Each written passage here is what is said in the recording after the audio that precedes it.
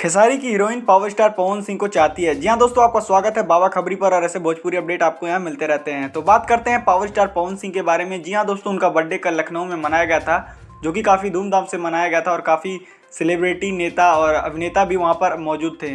तो बात करते हैं, आकांक्षा पुरी ने एक स्टोरी लगाई थी। जी हाँ दोस्तों, आप लोग देख सकते हैं, यही स्टोरी है जिसमें लिखा था my crush power star Pawan Singh happy birthday. जी हाँ दोस्तों, देख के तो ऐसा लग रहा था कि खेसारी लाल की हीरोइन जो है वो पावर स्टार पवन सिंह को काफ़ी पसंद करती है और उनके पहले क्रश रह चुके हैं पावर स्टार पवन सिंह।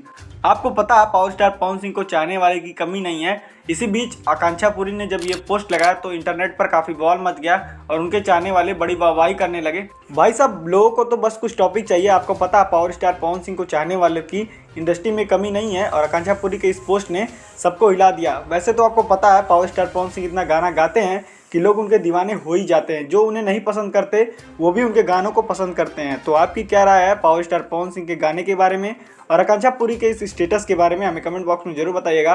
और ऐसे भोजपुरी अपडेट जानने के लिए हमारे चैनल को लाइक शेयर सब्सक्राइब जरूर कर लीजिएगा।